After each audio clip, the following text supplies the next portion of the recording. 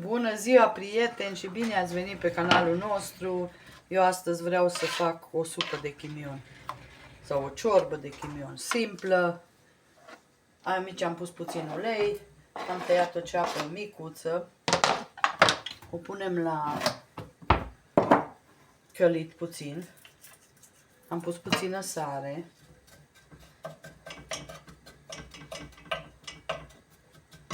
o să avem nevoie și de făină puțină.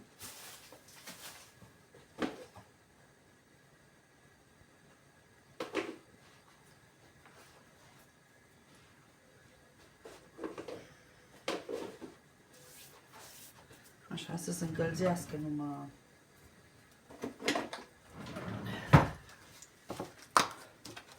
Așa, făină, boia puțină ne trebuie, chimionul.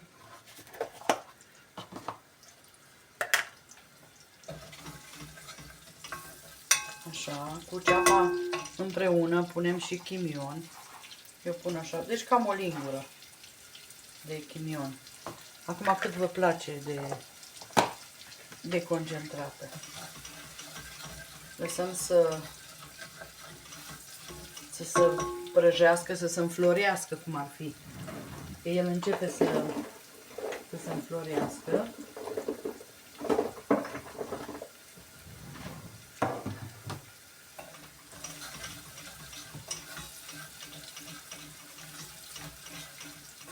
E atât de simplă rețeta asta și atât de bună.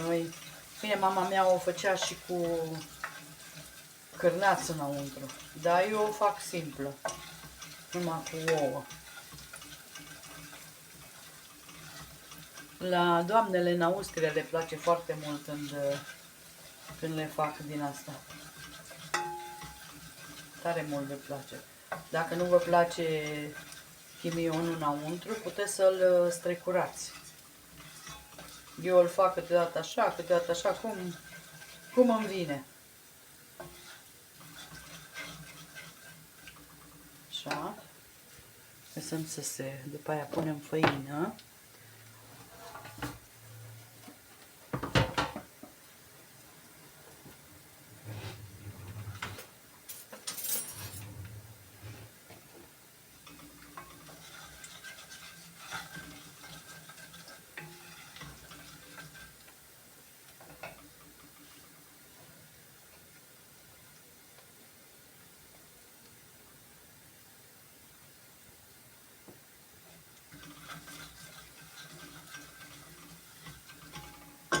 Atât. Acum punem făină, cam o lingură pun eu. Eu nu fac multe. Multe. Pune și puțină boia. Asta e mai mult pentru gust.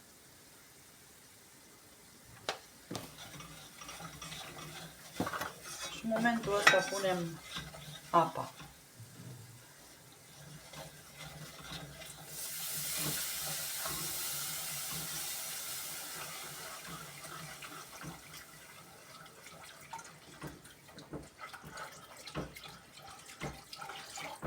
Eu să zic, mă pun cam la 1 litru de apă.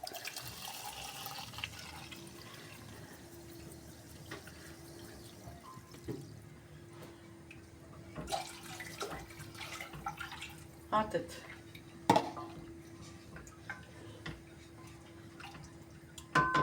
Așa, pun un cup de legume.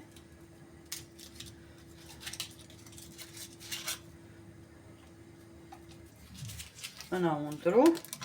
O să fac și crutoane de pâine. De 2 felii. 2-3 felii.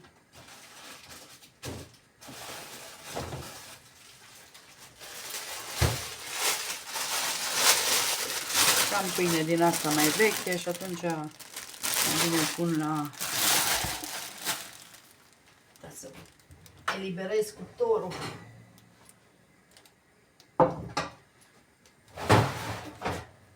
Nu dădeam eu drumul la cuptor. Pentru pâine puteam să o fac și pe tigaie, dar am nevoie de cuptor după aia și am zis mai bine îi dau drumul.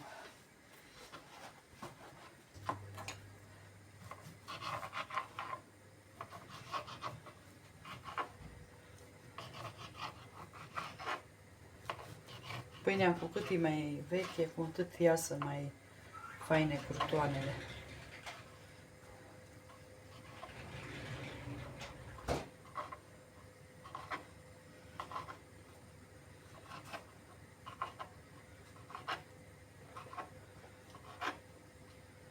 Acum mărimea o alegeți, care doriți la crutoane.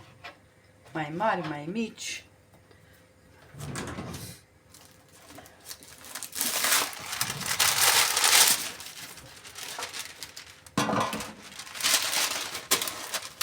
Asta să pun aici. Vreau să pun într-o tavă mică, dar pun într-o tavă mai mare, să se face mai repede.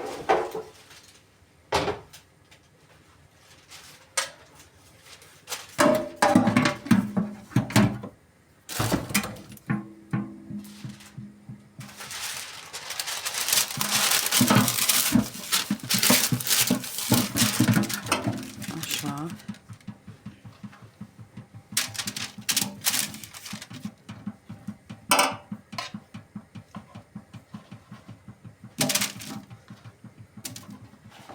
Astea crutoanele puteți să le țineți, să le serviți cu orice ciorbă vreți. Nu numai cu ciorba asta.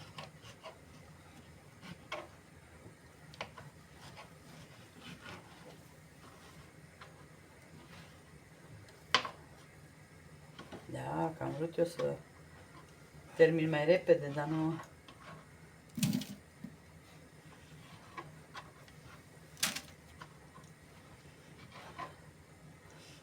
Ea e mai veche, dar să știți că tot e moale. Eu o țin în frigider pâinea, nici nu știu.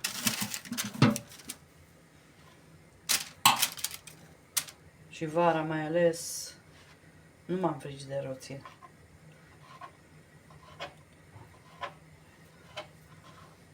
Iarna mai țin în cămară, în șpaiț, cum zice la noi.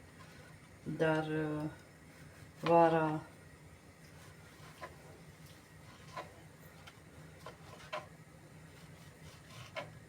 Acum, dacă e puțin mai cald, o țin în... Așa.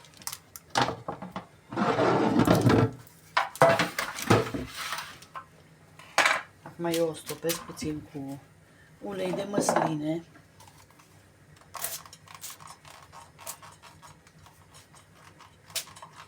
O să mai îmi bag aici în sticlă, că nu mai...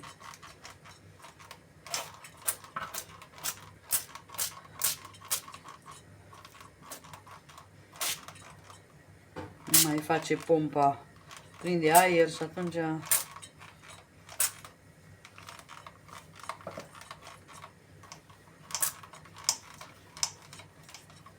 Bine.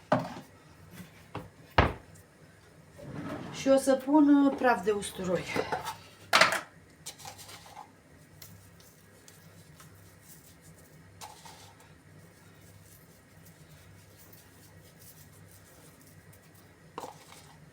Acum cât vă place de mult. Nu e obligatoriu, puteți să nu puneți. Dacă nu doriți, puteți să nu puneți. Așa, și facem puțin așa.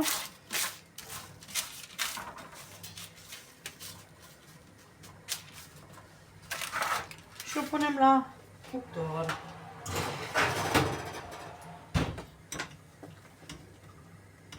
Ne uităm și la ciorbița noastră, ca să fiarbă.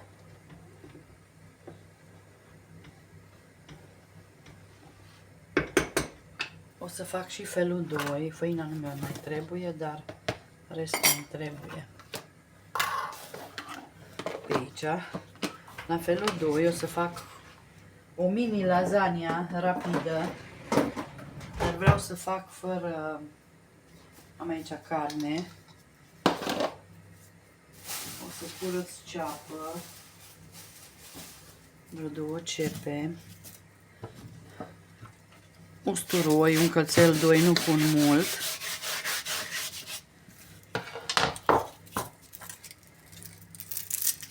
Să facem sosul. O să fac fără sos beșamel. O să pun între straturi cașcaval felii. O să pun între straturi. O să las sosul de carne, o să las mai lichid, că foile iară la fel nu le fierb și atunci să aibă timp să se facă.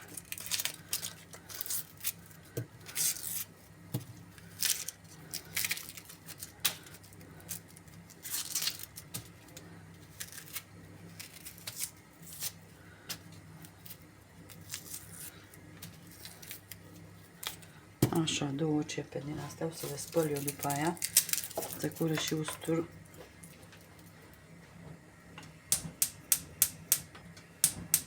Hai că vreau să o mut pe asta de aici, să o mut pe ochiul ăsta mai mic, care are timp să fiarbă. Opa.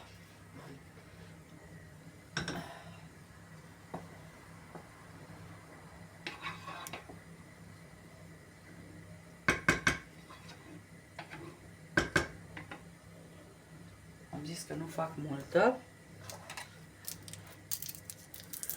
Haideți că eu îmi curăț toate astea și după aia vă arăt. Na, haideți, dragile mele, pun aici ulei.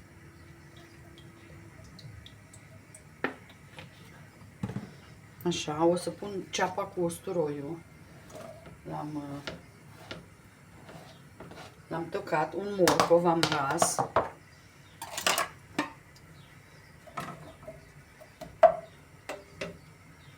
Punem puțină sare.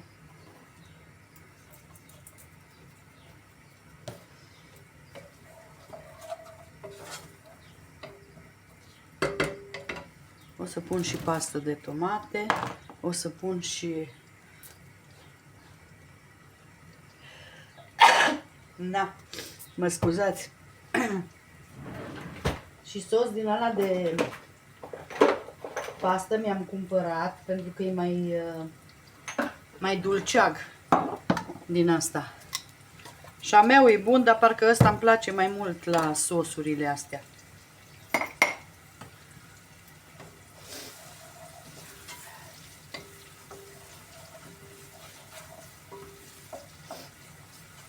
Așa, să se călească puțin.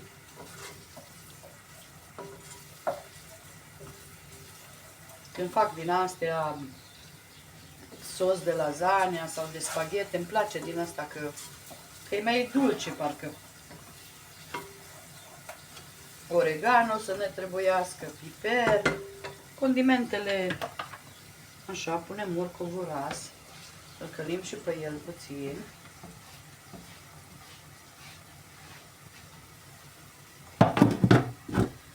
Morcovul e opțional.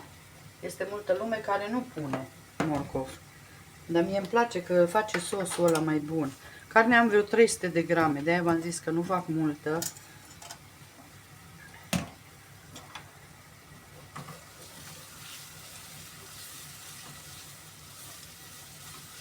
Așa. Uităm și la... Am mai pus puțină apă, că mi se părea foarte puțină. Așa, m-am lăsat-o la foc încet, să pot eu să mă ocup de... Păi de lasagne am din astea. Așa.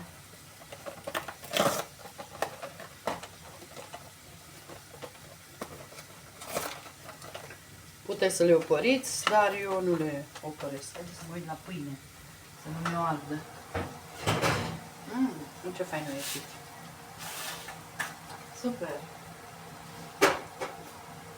Super faină.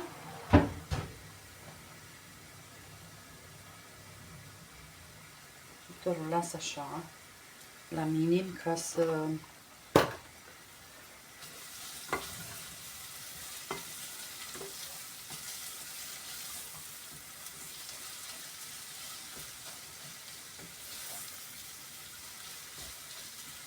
Punem acum și carnea, că ea se face împreună cu morcovii și cu astea.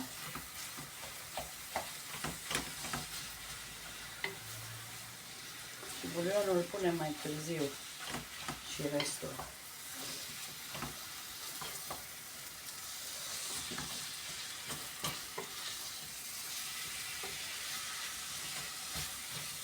Eu când îmi iau carne macinată sau dacă macin acasă, atunci fac porții așa mici, ca să nu dezgheț, să zic că am 1 kilogram și să-l dezgheț. Așa că dacă îi mai fac mai mult, atunci pun 2 pungi.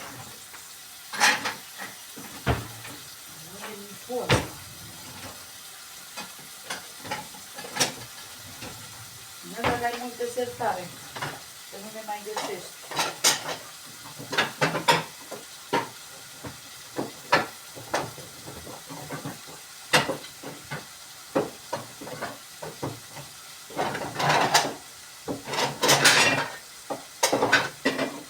În asta o fac. Deci nici nu fac mai mult, cât să am să-i pun la costel la lucru astăzi și dacă vrea să mănânce acasă, și atât. Și de seară să-i pun pentru de seară la lucru.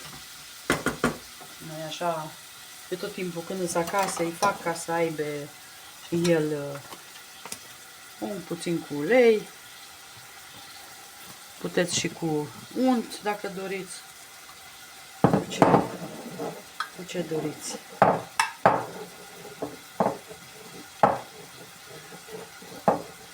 Lăsăm deoparte. Asta. Și ne ocupăm de sos. Atât de rapidă rețeta asta, că nu mai trebuie să faci beșamelul ăla.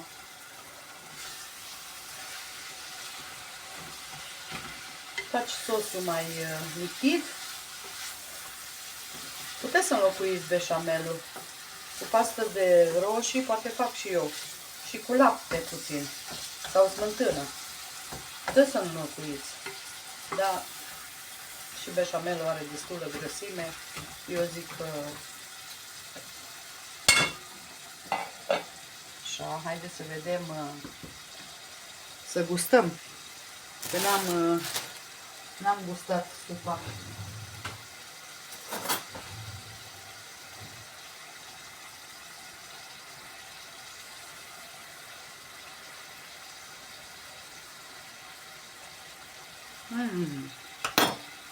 Ce gust bun are, mă mai trebuie să fiarbă puțin.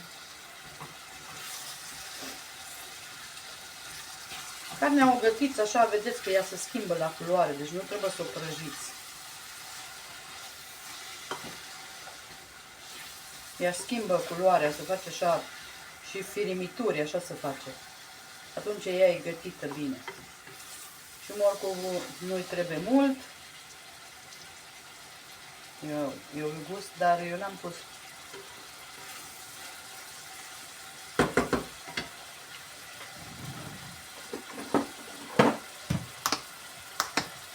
Pun puțină vegeta. Ca să aibă cât de cât gust. Să pun puțin chili.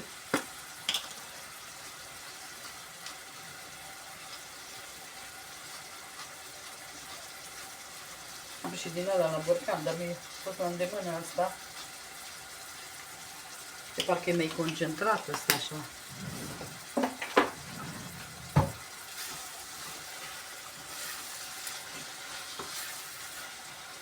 Haideți că eu o călesc și vă arăt după aia să nu vă țin atât. Carnea noastră e gata. Acum pun eu, mă chinui cu alea că nu iasă cum trebuie. Pun oregano, cam o jumătate de linguriță. Pun puțină boia.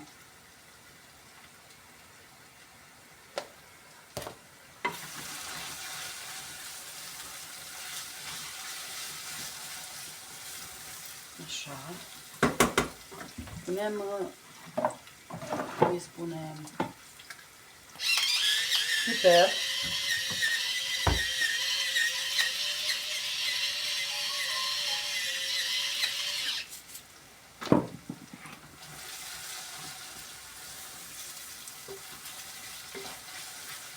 puțină pastă de roșii.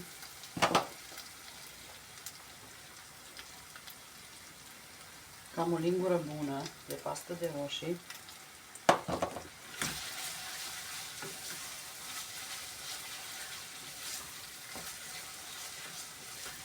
Și acum punem bulionul.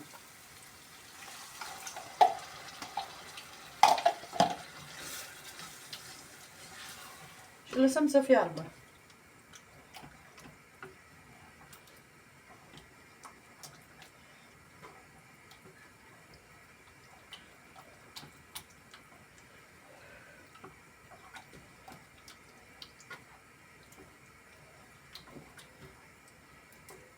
O să gustăm dacă mai trebuie sare.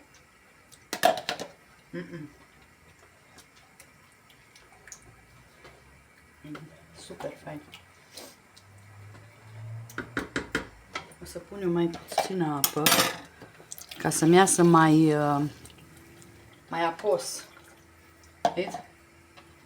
Pe mine el mai fierbe, mai scade. Și atunci, ca să-mi iasă mai apos. Haideți că las să fiarbă și după aia vă arăt. Ok. Sosul nostru este gata.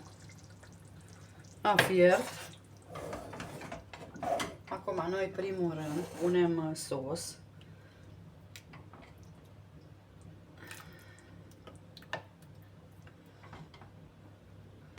Ca să nu stea din astea foile de lasagna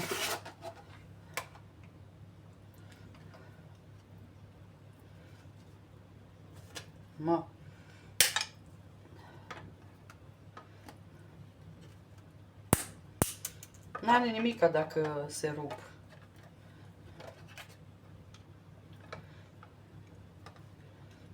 Deci cum nu mă nimeresc jos?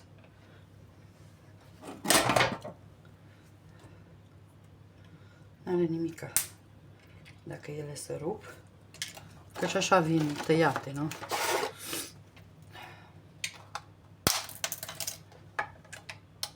Așa. Era să iau cașcaval să pun.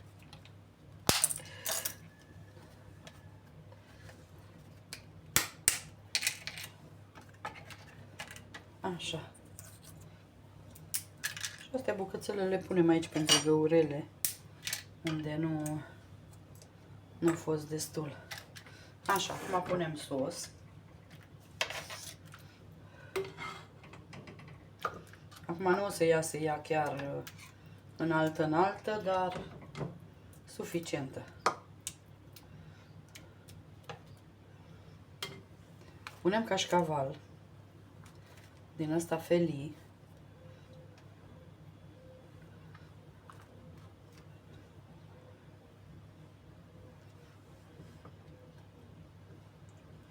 Așa. Acum punem foarte puțin sos ca să se lipească pastele. Pastele, am zis bine. Am zis bine pastele.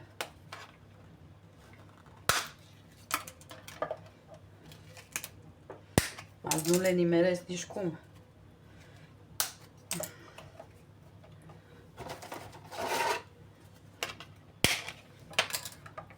Nici cum nu le nimeresc. Și uite, aici putem să punem astea ce au rămas bucățile.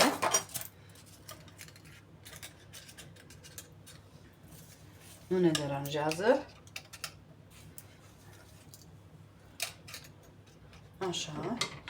Continuăm cu sos.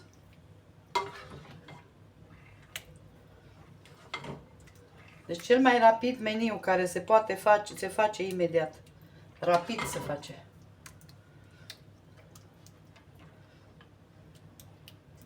Numai vă trebuie voință. Așa. Punem cașcaval. Am din ăsta feliș. Și dacă n-am mai făcut sandwich-uri și asta, am zis mai bine folosesc lasagna.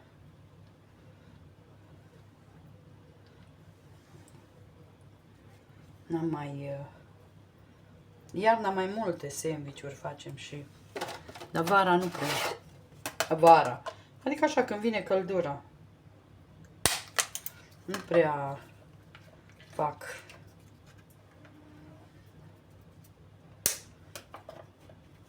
Așa.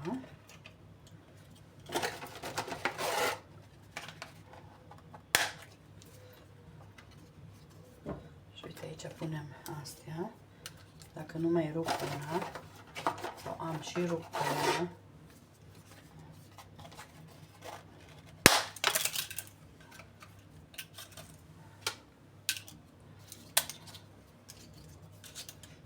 Na, forma mea e mică, dacă puneam în alta, mi-era cât astea de lasagna, dar forma mea e mică. Ok. Adunăm toate resturile. Acum punem sosul, cel mai avem. Îl punem tot, deci ultimul strat de sos.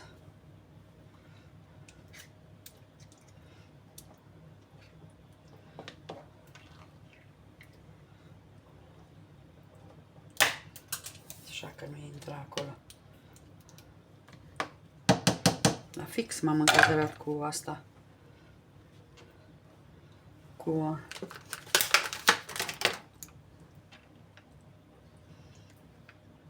Mi-a fost congelat. Și atunci se desface mai greu. Dar merge.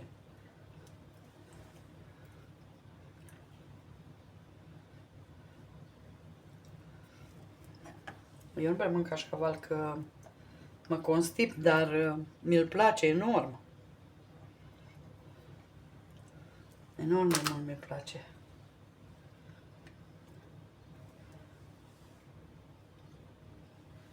Așa. Bun, și acum mai am aici mozzarella. Asta a fost rasă, dar știți că dacă stă în congelator,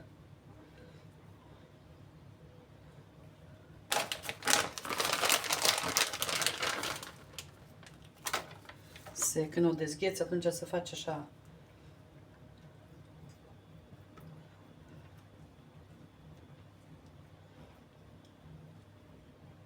Cuptorul i-am dat, l-am pornit. Și acum o bag la cuptor, nu mai vă țin. Oricum îi pun folie. Așa. Îi pun hârtie de copt și după aia folie. O las cam jumătate de oră așa. Și după aia scot foilele ca să primească culoare.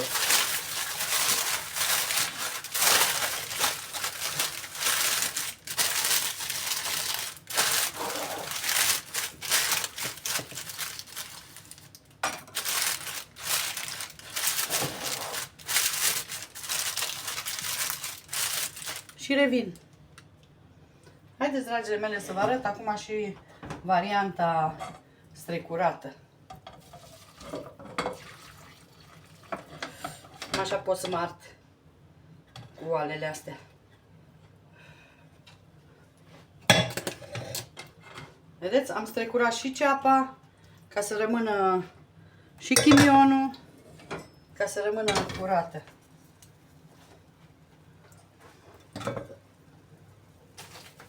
Este foarte multă lume care nu îi place și atunci am zis că haide să vă arăt și varianta strecurată.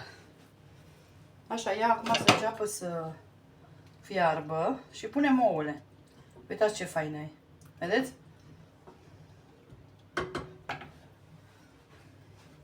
Eu o să pun 4 ouă. Atât. Uite de unde e.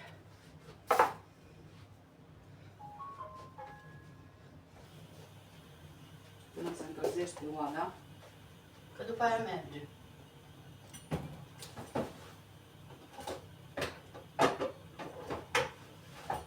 Puteți să o serviți cu smântână sau puteți numai așa ca atare.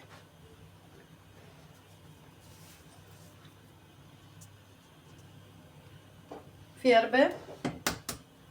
Și acum punem ouăle. I-am zis că le sfarg în bol și am uitat să-mi iau bol.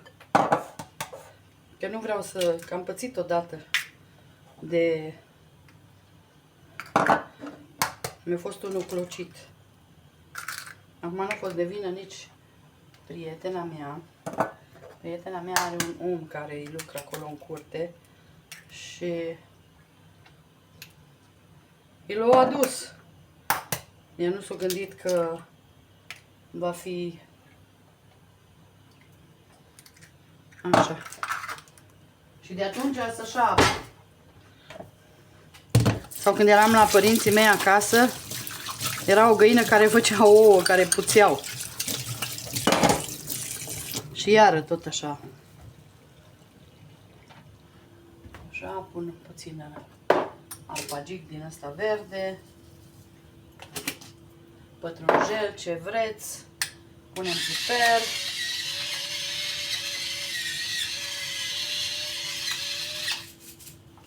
Deci să avem o supă ca lumea.